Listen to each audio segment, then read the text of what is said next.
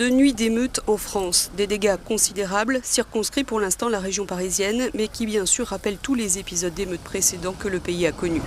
Le problème n'est pas nouveau et ressurgit ponctuellement depuis les années 90 dans ces banlieues ghettos où le mal de vivre des jeunes se conjugue avec chômage, absence de perspectives d'avenir et sentiment d'injustice. Et chaque fois depuis 12 ans, le spectre de 2005 hante les esprits. La France avait alors connu plusieurs semaines de violence, là encore suite à ce qui sera considéré comme une bavure policière par les jeunes des quartiers. Une interpellation qui tourne mal, 2 jeunes, Ziad et Bouna, réfugiés dans un transformateur EDF, meurent électrocutés. La France s'embrase, Jacques Chirac met en place l'état d'urgence pour 2 mois.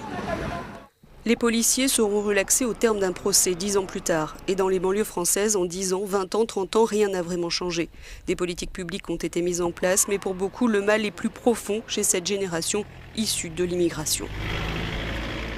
Il y a une demande d'égalité, ça veut dire que les problèmes qu'on voit en ce moment, ce n'est pas juste des problèmes de police, ce n'est pas juste des problèmes d'un policier qui ne fait pas son travail. C'est un problème d'une absence de politique qui vise à l'égalité devant la police.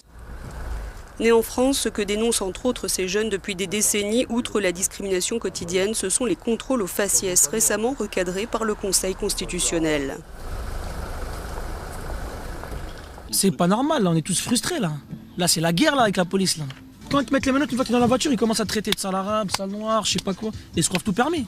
On se fait insulter, contrôler tout le temps.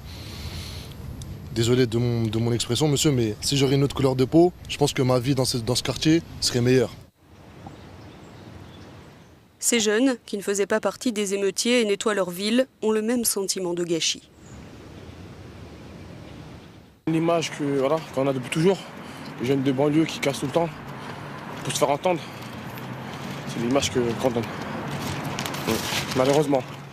Ainsi, la promesse de François Hollande de lutter contre les délits de faciès dans les contrôles d'identité a fait long feu. Oublier la mise en place d'une procédure qui respecte les citoyens, ce qui fait dire aux banlieusards que gauche ou droite, rien ne change.